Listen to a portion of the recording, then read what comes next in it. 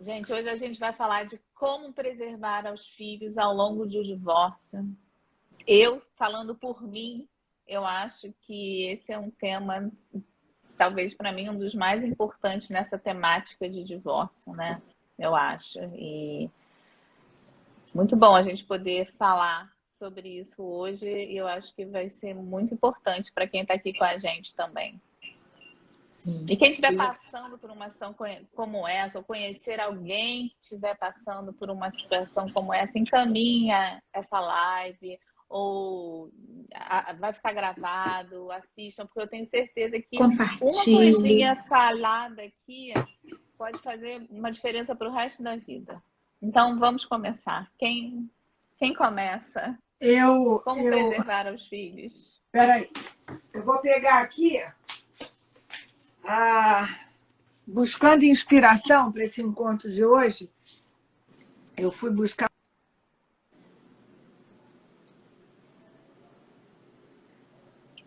Mônica, você ficou muda. Voltou. Voltei, não.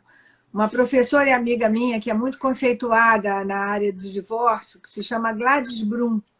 E ela escreveu um livro que se chama Bem Me Quer, Mal Me Quer. E eu lendo, para buscar inspiração e coisas novas também, ela traz que os dois temas fundamentais e que trazem o maior estresse para os processos de divórcio são filhos e dinheiro. Então, assim, acho que esse medo, essa preocupação com os filhos é um dos pontos, quer dizer, em categorias diferentes de tensão, mas é um ponto que a gente precisa trazer para ajudar as pessoas a como fazer um processo de separação, que, na verdade, em si não é nenhuma tragédia, é um processo que acontece, as parcerias são feitas e desfeitas ao longo da vida, principalmente hoje em dia que as pessoas vivem muito tempo, mudam de profissão, mudam de inserção, mudam de vontades, às vezes casam muito cedo, com valores ou com desejos, mas ajudar as pessoas no momento que tem que fazer essa mudança, porque chegaram nela, o que fazer para preservar os filhos. Então, acho que esse tema aqui é um tema que a gente precisa cuidar. É curioso, né? Porque quando a gente pensa, né, que num divórcio os temas de maior tensão são os filhos e o dinheiro, né? São duas coisas decorrentes, né? Não é a coisa em si. Né? Se a gente fosse pensar friamente, pragmaticamente, né? Toda a questão do divórcio diz respeito ao par conjugal. Né? E o que a gente está falando é que tem como desfazer essa conjugalidade, preservando esses assuntos que são periféricos para o casal. Né? O casal é que se junta e dá origem a esse patrimônio, esses filhos e, né, e tal, e o status, né? Financeiro, social. Como que, de repente, isso vira, né, atenção, se na verdade é curioso pensar, ouvindo você falar, fiquei assim, instigada, porque, em tese, deveriam estar em prateleiras diferentes, né, e deveriam ser tratados, né, esses temas de maneiras, né, isoladas, assim, com a menor interferência. Então, a conjugalidade, ela termina por todos esses motivos que você trouxe, mudanças, né? A gente está vivendo mais, mas também porque a nossa lei, a nossa cultura incorporou, assimilou o divórcio como uma possibilidade real. Né? Hoje é muito mais fácil se divorciar do que era no passado. Né? Está muito simplificado o procedimento. Isso mostra uma assimilação, né, desse evento, né, nas nossas vidas. A questão toda é como que a gente estanca isso e restringe ela ao par conjugal e preserva esses outros, né, esses outros assuntos.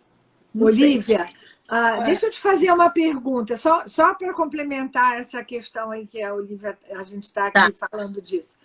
Você acha que um casal que não tem patrimônio, nem tem filhos, tem algum problema de se separar? Acho que pode ter, sim. Acho que pode ter, sim. Acho que sim. Acho que é claro que é menos complexo, porque tem menos temas e menos imbricações, sei lá se é essa palavra. Mas, assim, tem menos. Mas eu acho que pode ser extremamente doído, doloroso e desafiadora uma separação, dependendo da questão amorosa, né? Assim, eu acho que. Enfim, eu acho que sim, eu acho que pode ser. Eu acho que tem mais ingredientes, mas. Mas eu acho que quando não tem filhos, seja para o casamento, vamos imaginar até um recasamento sem filhos. Nenhum dos dois tem filhos e resolvem se recasar, é muito mais simples do que um casal, dois casais ou duas pessoas com filhos que resolvem se recasar. Estou trazendo isso porque, assim, a questão são os vínculos.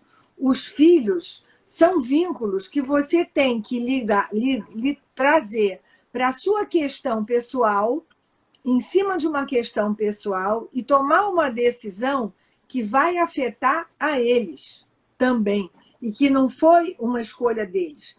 Seja para se divorciar, seja para se recasar. Você não vem sem bagagem. A Patrícia está querendo falar. Então fala, Paty. Não, pode terminar, pelo amor de Deus. Não, Você mas já é acabou? isso. Não, Eu só é fico isso. aqui quietinha esperando.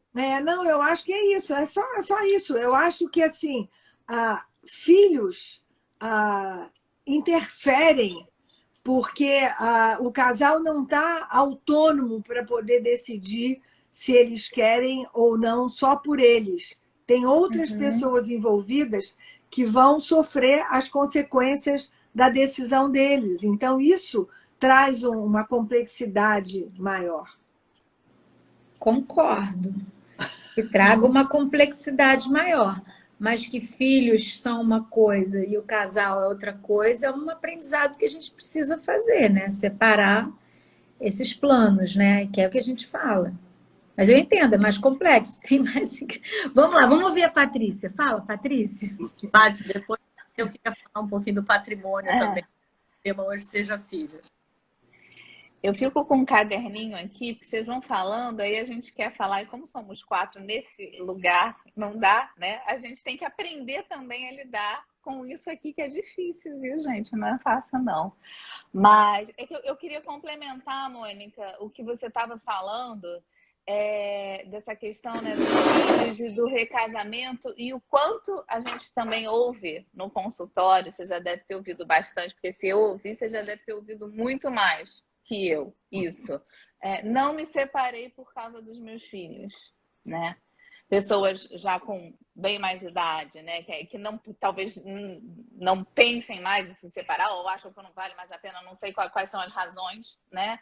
Assim, já numa terceira idade, ou às vezes até nem tanto, mas ou que chegou num momento da vida que não vê mais sentido a separação, mas que isso ficou lá, né? Como, sei lá, como uma mágoa, ou acaba, entre aspas, tá? Botando esse peso nos filhos, né? Eu fiz isso por você, né? Quase um sacrifício, né? De ter ficado num casamento. Aí, como a Olivia falou, conseguir separar. Eu sempre falo, uma família feliz de um casal feliz. Você pode ser uma família feliz, funcional, e não ser um casal funcional. E eu acho que é por isso que estamos todas nós aqui, nós 4, para entender da questão legal, da questão financeira e da questão emocional dentro desse contexto, né? Que eu acho que para quem não busca isso, não vai atrás desse conhecimento, fica ainda tudo muito confuso. Por mais que já esteja simplificado juridicamente, né? Ainda eu acho que emocionalmente ainda se confunde bastante. Ainda não é, né? Como a Mônica falou, a questão dos vínculos, né, Mônica? Patrícia, eu só não entendi. Você pode ser uma família feliz e não ser um casal feliz? Eu não entendi essa sua colocação. É porque eu falo isso porque era assim que eu me sentia. Eu me sentia uma família feliz. Como família eu funcionava. Eu, meus filhos, meu marido, tava lá, todo mundo junto, passeando, como família, tudo organizado. Agora, o casal, eu e a outra pessoa, não era feliz, não funcionava. Foi isso que eu quis dizer. Eu Deu para acho entender? possível. São E aí, duas coisas diferentes. E aí, então, pô, mas como eu funciono como família, a pessoa acaba, às vezes, não se separando, ou porque tem medo de perder isso, fica com receio, né? Mas o outro lado É. não está mas deixa funcionando. eu só tentar dar uma organização. Mas fez sentido, Mônica? Não, eu acho que, assim, para mim não faz sentido no seguinte, faz assim, o casal não está feliz e eu vou, em nome da família, empurrando essa relação. Se o casal, ao longo do ciclo da vida, não olha para essa disfuncionalidade e enfrenta que o casal não está feliz, a médio e longo prazo, alguém da família vai fazer o sintoma, trazendo aquela infelicidade do casal que está embutida, encapsulada pela família. Eu acho o casal que não está feliz vai, mais cedo ou mais tarde, fazer um sintoma. Aonde esse sintoma vai aparecer? Se vai aparecer no adoecimento de um dos cônjuges, de um dos filhos, ou na crise conjugal, é que eu acho que é a questão. Agora, mas a gente está fugindo do nosso tema. Vamos voltar aqui para como é que a gente faz para cuidar dos filhos na separação. Fala, Bel. Queria dar uma organização, trouxe algumas coisas aqui, né? A diferença do casal conjugal e o casal parental, né? Par conjugal e o par parental, né? Essa dificuldade. O que eu acho que a Patrícia trouxe ali é uma coisa de uma família que se sustenta não por causa dos filhos, mas por causa do seu desejo de pertencer a uma família, o que é diferente de uma família que se sustenta por causa dos filhos. Então, quando a gente está falando dos filhos e puxando para os filhos de volta, eu achava que a gente devia falar um pouco dessa diferença do casal conjugal ao casal parental e um pouco das consequências de manter um casamento. E um terceiro ponto ainda, como é que a gente faz para, dadas essas variantes, a gente conseguir fazer com que os nossos filhos não sejam mensageiros, juízes, eles não tenham um papel, vamos dizer que ativo. Eles vão viver a separação do casal, mas não é uma questão deles. Estou conseguindo organizar? Eu posso falar? Eu acho que assim, o primeiro ponto que você falou, quer dizer, em cima do que a Patrícia estava falando, como eu entendi, é o seguinte: se o par conjugal e o par parental, né, traduzindo para português, em vez de psicologês, é o casal homem e mulher, e a relação de homem e mulher, e a conexão sexual, afetiva, amorosa que acontece, e o par parental. Eu tenho um parceiro que, por acaso, eu gosto dele, eu gosto de viver com ele, e esse meu parceiro é o pai dos meus filhos, e nós dois temos uma parceria em cuidar dos nossos filhos. Tá? Então, esse é o primeiro ponto. O segundo ponto, que assim, agora até me perdi um pouco qual era a sua questão, mas o que eu entendi é que se esse casal conjugal tiver esfacelado, desinvestido, fragilizado, e que resolvam, em nome do par parental, continuar casado, ou seja, em nome dos filhos, manter o casamento, a minha hipótese é alguém vai adoecer desse sistema, porque a doença está ali e vai aparecer em alguém. O vírus está ali e alguém vai fragilizar e adoecer. O terceiro ponto, que eu acho que é o objetivo nosso aqui hoje, é descobrimos isso, vamos enfrentar, eu e o meu parceiro, essa questão, mas eu quero fazer isso de maneira que não afete meus filhos, afete o mínimo possível. Então, como é que eu vou fazer, né, para poder me separar do parceiro e vice-versa, sem respingar nos filhos? Eu acho que esse é o ponto. É isso, Bel? Tá. Deixa eu fechar aqui. Antes do Olívio, eu queria lembrar, trabalhas muitas vezes com um padrão, né? Homem e mulher são sexuais. Leva isso para todos os tipos de casais que... Tá? Por favor. Uhum. Nossa fala não ficar mais diversa. Peraí, não entendi, Bebel, desculpa, repete. É só porque na sua descrição você falou o homem, a mulher, o casal, etc. Ah, tá bom. Qualquer gênero, tá, entendi. A Flávia falou... desculpa. Não, eu estou vendo aqui, a Flávia comentou que ela compreende isso, né? Que é parte desse olhar sistêmico, né? Se o casal não está feliz, é pouco provável, é impossível, mais cedo ou mais tarde o sistema vai apresentar, né, alguma disfunção porque, né, tem uma situação que não está boa, né?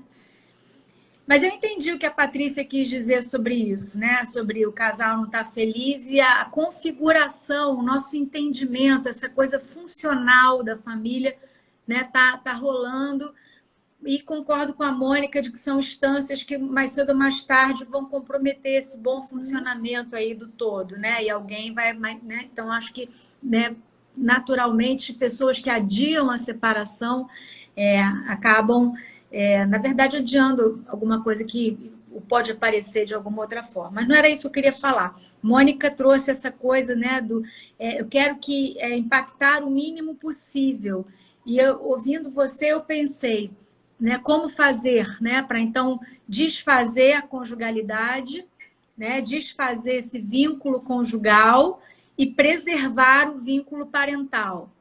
E, por consequência, preservar os filhos, né? Como proteger os filhos dos efeitos negativos, porque primeira coisa é aceitar que uma separação conjugal vai impactar nos filhos, ponto, entendeu? Assim, o não impactar já é uma coisa que traz disfunção, que não é realista, sabe? Assim, concordo, perfeito. Né?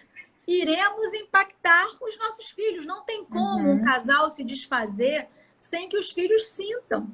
E se os filhos sofrem, é sinal de saúde, né? Assim, se eles sentem, se eles sofrem, se eles manifestam esse sofrimento, o que a gente precisa é acolher, é trabalhar, né? Com diálogo, que é o nosso, né? Nosso lema, e com saúde, com apoio profissional, etc., cuidar desses filhos, para que o impacto não seja negativo, mas que o impacto vai existir, ele vai existir. Então, vamos aceitar isso e vamos começar por aí, né? Me dá um pouco de angústia, às vezes, quando os clientes chegam, não, porque meu filho não está sentindo, estou protegendo, vamos para a Disney. Deixa o luto acontecer, deixa a coisa ser vivida, ser vivenciada, né? Porque não tem como não causar impacto, né? Então, pois mas aí é bem interessante isso. A questão, uma lente boa para poder fazer isso é entender que estamos todos nesse barco, que o que eu faço vai refletir nele. Então, assim, eu também fingir que não está acontecendo, eu não poder falar desse assunto, ou eu não dizer em algum momento, não tentar resolver as questões com o meu ex-cônjuge, mesmo que as crianças não participem dessa tensão, eles estão sabendo disso. Então, uma sugestão, um conselho que eu sempre dou para os pais, tentem, na medida do possível, dentro da idade das crianças, ter transparência nos seus sentimentos e nas suas intenções, né? Estou chateada com isso, mas seu pai foi meu amigo, é seu pai, eu quero continuar que ele seja seu pai, mas nesse momento eu não estou com vontade de falar com ele. Me aborreci com ele, mas você não tem que ficar nesse lugar, ter clareza, ter uma comunicação clara e ter um autoconhecimento das suas reações. até para em algum momento acolher mesmo, mas estou com uma raiva danada. Preciso dar 3 voltas na lagoa para conseguir conversar. Vai passar. Eu tenho uma cliente que é uma graça, que ela diz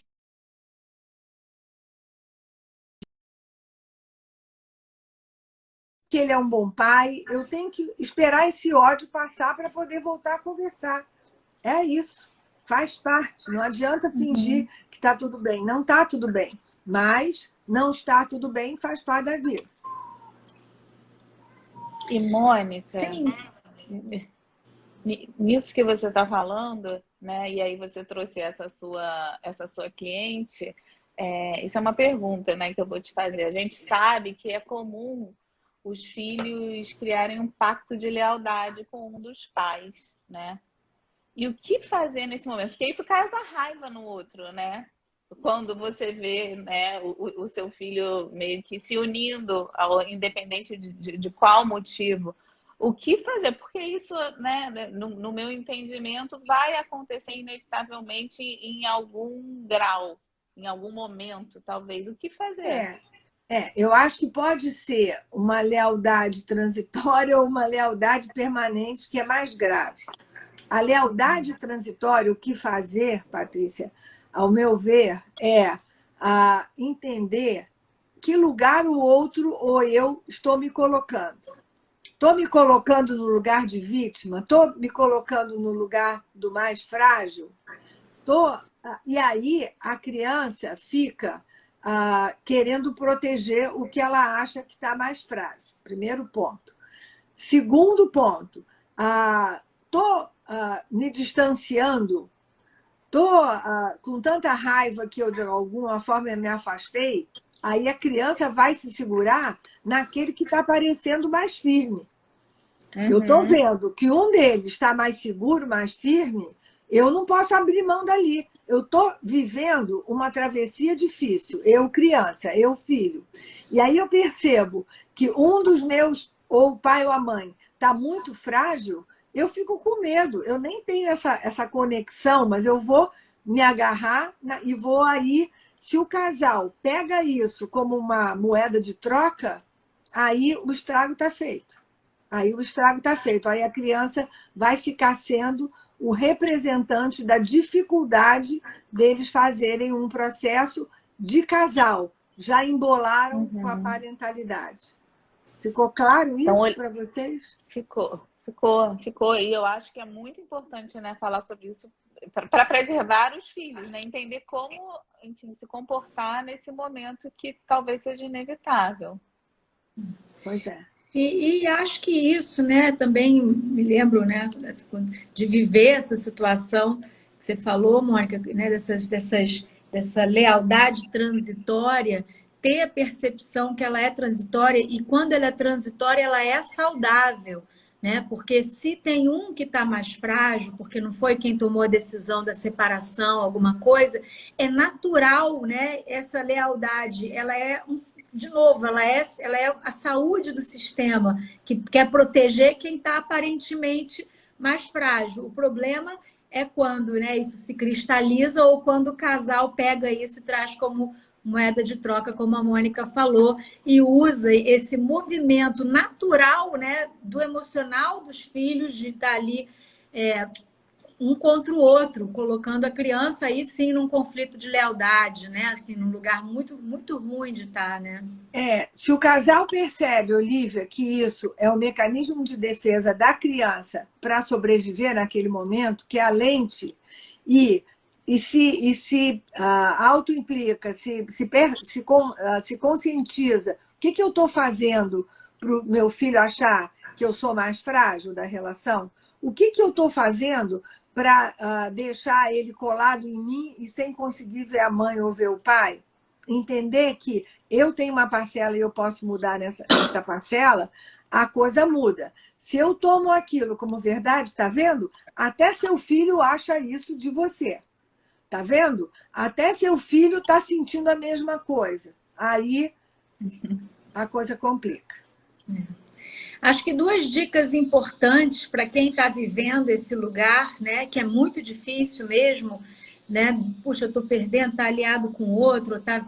enfim, é a gente ter duas coisas que eu diria, né? Assim, uma é confiança na relação, né? No amor, na conexão com o seu filho e, e dar tempo, né? E entender que isso é transitório, que isso, né, não é uma sentença definitiva que nunca mais vai mudar. Então, eu digo isso pela minha experiência, né? Quando eu senti que o meu filho, que era pequeno, quando eu me separei, tinha 8 anos, estava raivoso, me acusando, dizendo que eu era responsável, que eu que quis separar, coisas assim, vinha agressivo, né? Primeiro eu tive isso, né? Assim, que busquei ajuda, né? Fui conversar com pessoas que puderam me aconselhar e profissionais, né? E que me ajudaram a me conectar com ele no sentido de eu tenho uma confiança na nossa conexão, na nossa relação, no amor. Eu estou aqui, eu vou, né? Vou ficar firme, né? E isso vai passar. Ele precisa soltar, liberar essa raiva, drenar. Ele está com raiva, é a forma que ele tem. E assim foi, né? E aí você sente também esse deslocamento depois com a passagem do tempo que você está falando, essa mobilidade, né? De como que as coisas elas vão sendo canalizadas. Eu acho que é importante, buscar ajuda é importante, porque é muito difícil estar nesse lugar. Quem toma essa decisão da separação já se sente muito responsável, né, pela quebra da família, está se sentindo responsável por causar traumas, às vezes, aos filhos, né, por estar fazendo um mal maior. Então, ter todo tipo de suporte para, né, esperar essa série de ondas, né, passar, encostar a barriga na areia e ficar ali, é passageiro, eu acho que ajuda, né, a enfrentar isso. Não sei. Eu acho que você falou, buscar ajuda é importante, e eu acho que, assim, não tem uma ajuda que, não, vamos fazer terapia, ou precisa fazer terapia, não. Mas é buscar uma ajuda que você perceba que tem um grau de neutralidade, que não é parcial. Não é buscar uma ajuda que vai falar o que você quer ouvir. É buscar uma ajuda que tem um certo distanciamento. Pode ser um terapeuta, mas pode ser um amigo, pode ser escutar alguma coisa, pensar. Tem formas também de você, embora eu seja terapeuta e acredito muito nesse processo, mas eu acho que tem várias maneiras da gente resolver essa questão se a gente não vai buscar apenas a confirmação do que a gente pensa. Porque buscar a confirmação do que a gente pensa é ficar chovendo no molhado. Eu preciso ouvir alguma coisa divergente que me faça sair desse lugar e enxergar aquilo por um outro ângulo, porque vai abrir a minha lente grande angular. Eu não vou ficar só com foco. Não que o que o outro vai falar seja absolutamente verdade, mas vai me fazer pensar, vai me fazer olhar o meu ex-cônjuge e olhar a situação por um outro ângulo, e isso enriquece o nosso repertório. Eu tenho uma pergunta para a Bebel. Bebel, né, como preservar os filhos, né, na questão financeira? Porque eu sei que acontece muito de, na hora da raiva, às vezes, quem tem o poder, né, do dinheiro, ou quem tem mais dinheiro, não sei se o poder do dinheiro, usar isso contra o outro e, no fundo, tá usando contra os filhos, de colocar, não tenho dinheiro para isso, de deixar o filho, sei lá, ser um curso extra, e não é porque não tem, né? Uma coisa é, nos separamos, dá um downgrade no patrimônio, isso realmente acontece para todo mundo, mas de estar usando o dinheiro para se vingar do outro e, no fundo, tá prejudicando o filho. Isso acontece? Acontece, claro, acontece. É uma das disfuncionalidades do poder do dinheiro, na verdade, é o poder realmente. Quando a mulher falou no começo, né, que é uma segunda preocupação grande é o financeiro, é porque o financeiro ele é o que vai garantir o futuro, é uma mudança muito grande. É medo dos futuros, ele traz um medo nesse dinheiro, nesse financeiro, né? O que vai ser o meu futuro? Claro que o caso é isso, mas vocês também podem. O áudio da Bebel está cortando para vocês? Tá cortando. O áudio da Bebel está cortando. Eu acho que é o fone dela. Esse fone dela, às vezes, dá um... Tá cortando, Bel.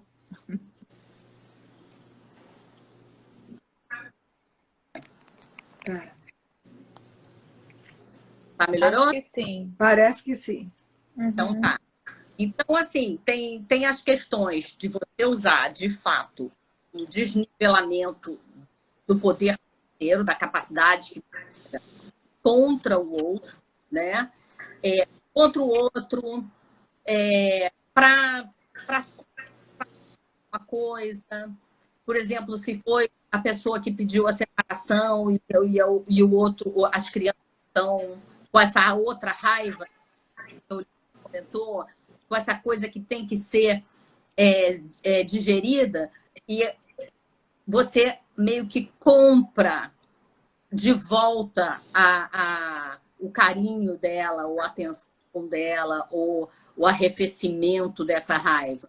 Então, é outro cuidado que tem que ser tomado. Então, ele tem um poder defensivo e um poder agressivo. Tem que cuidar de não usar de nenhuma dessas duas maneiras, perceber a diferença, perceber quando está usando o poder financeiro e perceber também as inseguranças naturais do processo onde as finanças vão influenciar. Se você vai, ao mesmo tempo que você está se separando, mudando de casa, ainda das crianças de colégio, por exemplo, é uma coisa que tem que ser pesada. Será que dá para eles? É saudável fazer todas essas mudanças ao mesmo tempo? Será que eu posso otimizar ou adiar alguma? Eu posso não mudar de casa? A gente até falou do bird nesting, né? No passado, que acontece nos Estados Unidos ou na Inglaterra, onde a escola ela é definida pelo local que você mora, né? Então, será que tirar da casa significa tirar daquele colégio? Então, quais são os ajustes financeiros que você pode fazer para também minimizar os traumas dessa passagem? Né?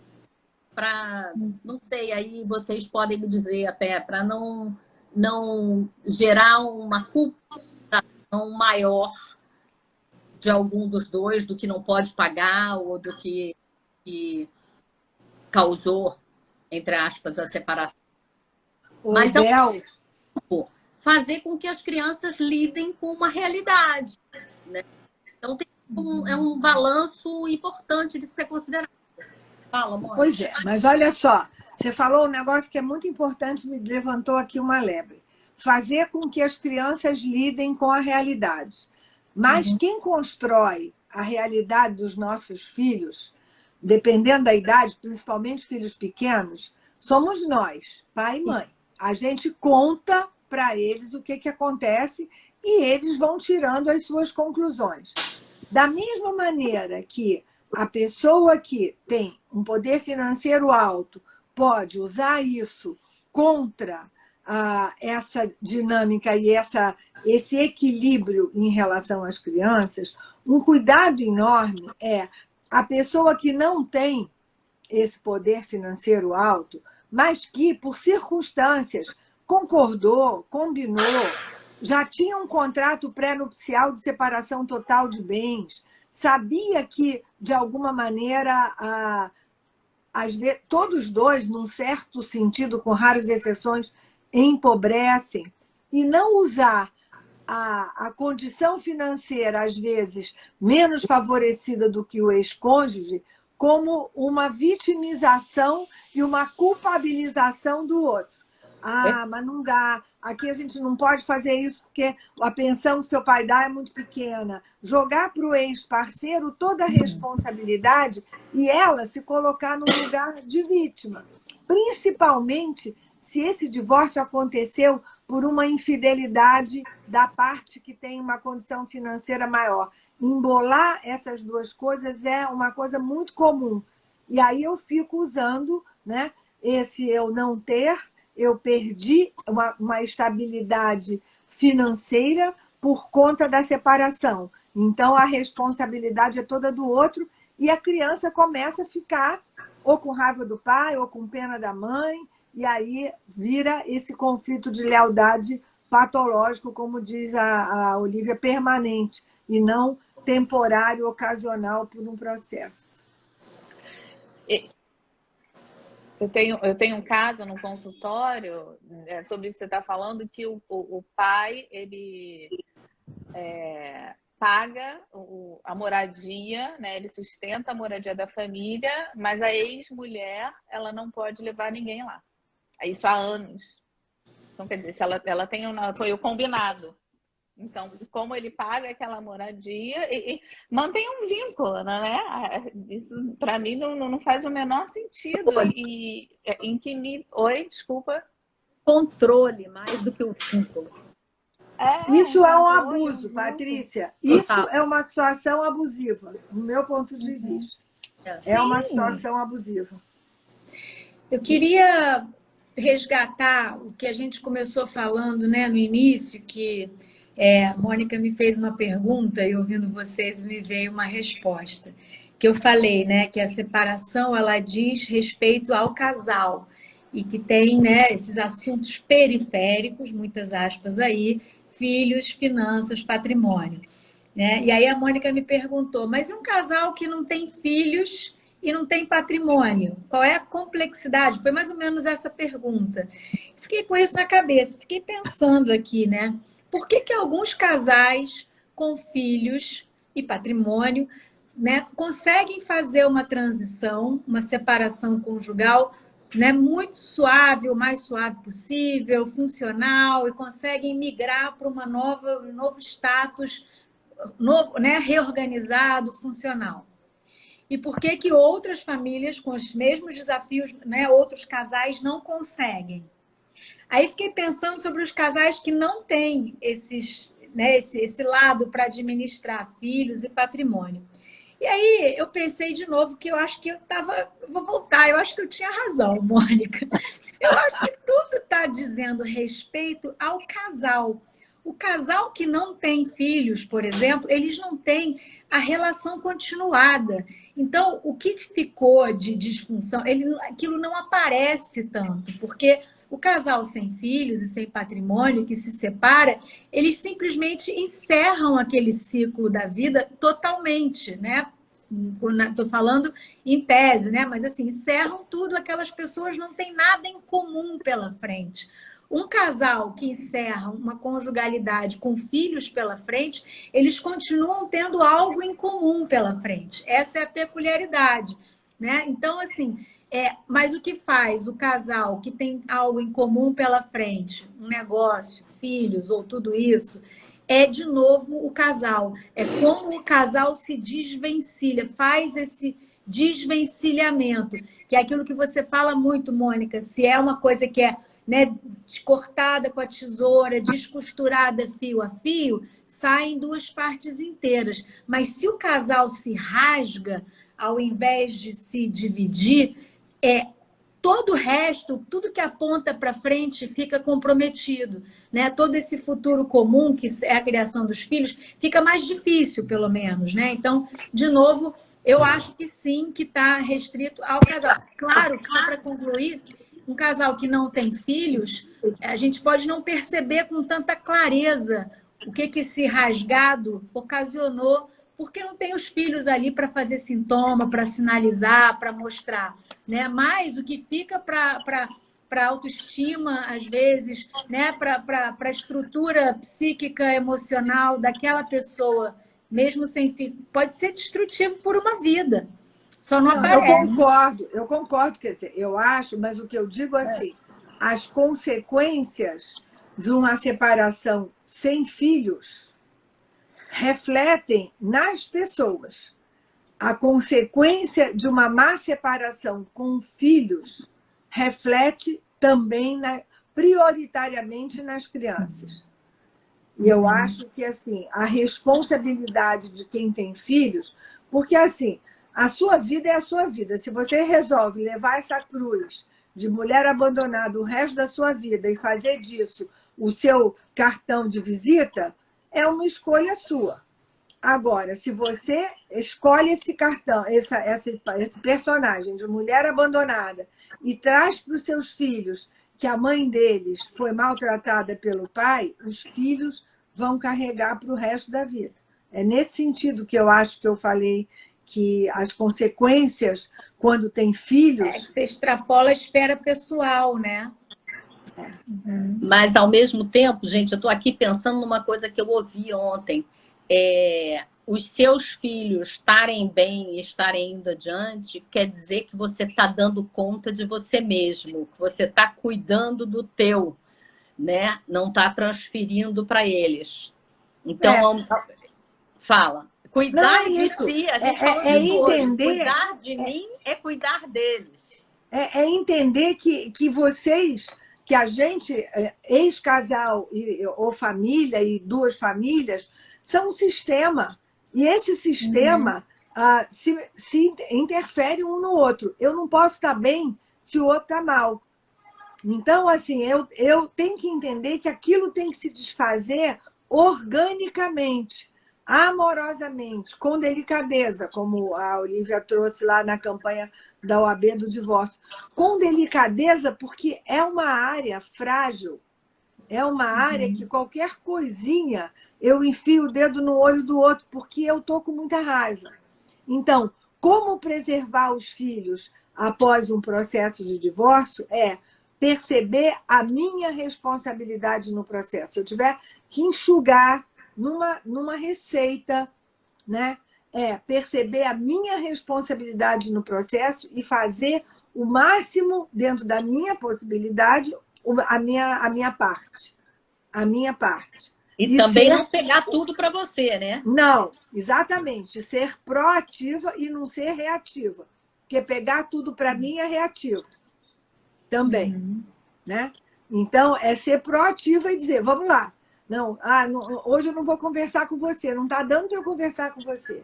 Mas eu quero conversar com você. Eu vejo isso muito e muito. E acho que esse tipo de trabalho nosso, todas as informações, tudo que a mídia coloca em relação a isso, está trazendo um olhar muito mais de responsabilidade pelo que você está fazendo. Né? Então, eu acho que isso vai mudar. Acredito que sim. E cada vez mais a gente não vai chegar nas escolas. Quando eu trabalhava no início da minha vida profissional como psicopedagoga, cada vez que eu ia numa escola para falar de uma criança que estava com uma questão de aprendizagem, a frase era a mesma. Mas você sabe, né? É filho de pais separados. Por isso que ele está fazendo esse sintoma. Eu tava ouvindo vocês aqui, já me veio, já me foi, já me veio, já me foi da cabeça, que era uma coisa meio difícil. Mas é isso, né? De novo, assim, como num divórcio, o casal, o que acontece entre o par conjugal é catalisador do que acontece em volta, né? O que acontece ali irradia para o entorno. Então, cuidar de mim, assumir a minha responsabilidade nisso, o meu protagonismo, mas esse é o maior desafio, também cuidar do outro, de quem eu estou com raiva, de quem eu estou querendo. Se eu não tenho a consciência que para fazer um bom divórcio e um divórcio que cuide dos filhos, eu preciso cuidar do meu ex, da minha ex, né? Eu não vou chegar lá. Né? Então, assim, o outro precisa estar bem para os filhos ficarem bem. Né? Essa é uma primeira reflexão difícil, né? Porque é o momento da ruptura. Né? E a outra coisa que eu ia falar, tá vendo? Vai, me volta. Só complementando, o cuidar, eu trocaria talvez por olhar, por respeitar, né? Porque às vezes cuidar parece que é fazer pelo outro. Não é colocar o outro também debaixo da asa, no sentido, é cuidar no sentido de ter um olhar cuidadoso, respeitoso, nesse sentido, eu concordo com você. Mas pensando nisso, né? Pensando nessa esfera do casal, como eu fico imaginando aquela pedrinha que irradia, sabe, um monte de coisa para todos os lados. E pode ser coisas destrutivas, quem está em volta, vai ser patrimônio, filho, família extensa, o que tiver em volta. Então, o que acontece nessa caixinha preta do casal é muito importante para a gente determinar o que vem depois e preservar os filhos. Lembrei que o que eu ia falar é que quando a gente tira o foco desse outro, né, Eu entendi que você falou de cuidar do outro. Então, vamos redefinir, que é prestar atenção, mas atender o outro. O outro tem que estar atendido também. Eu tenho que estar atendido e o outro tem que estar atendido para a gente sair bem desse divórcio, dessa transição. É porque quando a gente não foca assim, se a gente foca no filho, só no filho, eu queria dizer assim, que pelo menos no direito, em nome do amor pelos filhos e em nome do bem-estar, do melhor interesse dos filhos, se causa muito mal aos filhos, por mais contraditório, né? Tem que tomar muito cuidado com isso, sabe? Porque não é aí que está, né, o foco, né? E é isso. Né? A gente ontem mesmo estava conversando sobre isso. Quanto que, em nome do amor e do bem-estar, do melhor interesse das crianças, se destrói, acaba-se, né, com a saúde mental de crianças. Porque o ambiente é criado pelo casal. O ambiente, o tom daquela casa é dado pelo casal, não é por um ou por outro. E se aquele tom tá cinza chumbo, por mais que eu mantenha casamento cinza chumbo, as crianças vão crescer num ambiente cinza chumbo. Então, acho que... Por isso que a gente tem que redefinir a nossa fala do começo dessa live, né, Patrícia? Não existe casal infeliz e família feliz. Casal infeliz. Eu acho o seguinte... Até existe, mas não vai durar, não vai dar certo. Não, é isso que eu ia dizer. Existe, mas não quer dizer que isso não vai ter consequências. A família nunca é feliz se não está feliz. Ela pode estar funcional, né? Em alguma medida. Isso talvez seja funcionando, mas que em algum momento, enfim, a consequência, né, vai chegar. O que acontece, Patrícia, pegando a sua fala, é que, às vezes, para um dos dois, o peso da família é tão grande e valoriza tanto que esquece de olhar o casal e vai empurrando com a barriga um casamento que inexiste e vai mantendo a parentalidade só como o único objetivo daquela parceria. Exatamente. Entendeu? E aí chega naquela fala que eu também falei do começo, que, né, você já deve ter ouvido bastante, a gente ouve bastante de eu fiquei casado por vocês, né? Continuei casado pelos meus filhos. E eu espero que isso aconteça muito menos. Eu acho que hoje em dia, né, com a questão, né, do divórcio tá algo mais simples, mas acontece comum, né? muito, mas acontece muito. Mas se a gente for levar para a época da Mônica... Mas né, mentira, isso é uma mentira. Isso é uma mentira. A pessoa está enganando a ela mesma. Sim. Ela não está casada pelos filhos, ela está casada com medo de enfrentar a vida fora da barriga da família de que ela construiu. Não é difícil mesmo. Mas essa é a desculpa que ela coloca porque é socialmente aceita, né? Fica bonito falar isso. E por incrível que pareça, de novo, em nome da proteção dos filhos, eu prejudico vocês, porque você botar isso na conta dos filhos é uma sacanagem, entendeu? E você faz porque ela tá bem hoje. Não, é porque já fez gesto. Olha, em nome dos filhos, em nome da nossa parentalidade, eu estou aqui sofrendo esse casamento infeliz, né? Não vou adiante na minha vida, não vou enfrentar uma fuga de uma coisa, né? Em nome do outro, porque é isso que eu falei, em nome do bem-estar dos filhos, né? Por mais contraditório que isso pareça, certas atitudes representam a verdadeira destruição, né, da saúde emocional desses filhos. Mas, gente, assim, como é difícil ver isso durante esse processo, né? Sim. Porque você acredita piamente que você está fazendo para proteger seus filhos. Como disse a Mônica, você está se enganando. Então, como pular essa parte, né? Por isso, gente, a gente só tem mais 4 minutinhos, eu vou querer, né, começar a fechar aqui. O que a gente aprende hoje aqui na questão, né, de como preservar os filhos? O que a gente, eu acho que cada uma falasse, né, sintetizar o que a gente aprendeu, né? Ou vocês, eu aprendi muitas coisas, né? Quais são os primeiros passos? Então, eu vou começar. Para mim, a primeira coisa que tem que ser feita é buscar ajuda. Buscar informação, assistir coisas como essa, ir atrás de profissionais, ir atrás de se entender, né? De qualquer jeito, ou num processo de terapia, ou ir conversar com um amigo. Se você vê que a coisa está indo para um lugar que não está legal, vai buscar ajuda, né? De alguma forma, busque ajuda e, de preferência, como a Mônica falou, imparcial, né? Porque é um assunto espinhoso onde muitas pessoas são afetadas emocionalmente num divórcio, né? Principalmente com filhos. Outra coisa, outro ponto, que é um resumo do que a gente já falou, é lembrar que o problema não é a separação, é como essa separação ocorre. Então, cuidar da forma dessa separação, com clareza, com autenticidade, com amorosidade, na medida do possível, de compaixão pelo outro e por si mesmo e pelos filhos. Então, é cuidar da forma. O divórcio não é o problema, é como o divórcio acontece que vira o problema. Bebel, Olivia? Eu tenho duas coisas que ficaram mais claras para mim hoje. Uma é uma fala da Olivia, né? Que é aceitar e acolher a dor porque ela é saudável. Algo está acontecendo. Então, tanto a tua dor quanto a dos seus filhos, e que, né? E a outra coisa é como, de fato, refletindo a natureza, somos um sistema, né? Cuidar de mim é cuidar do...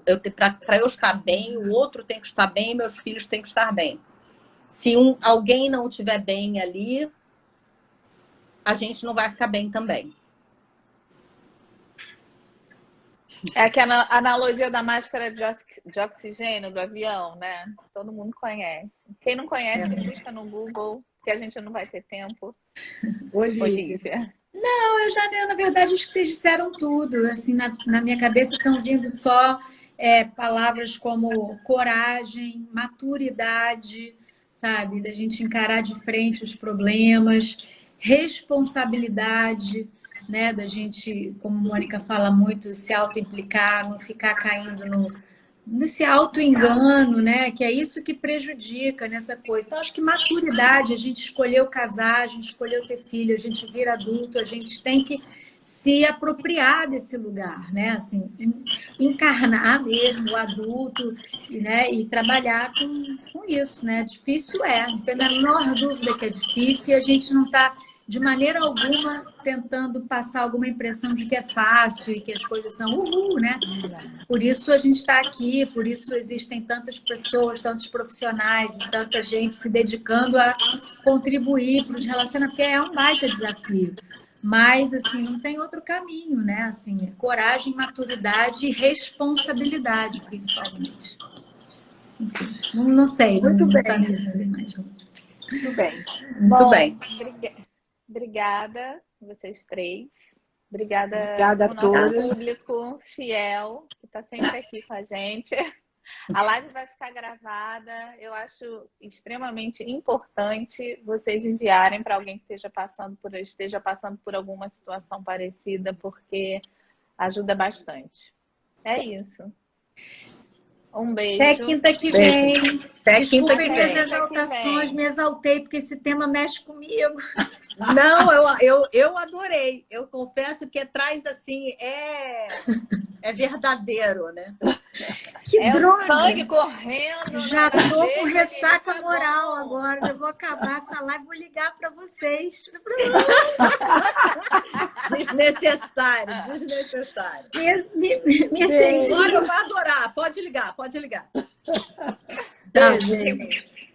Tchau. Beijo, tchau.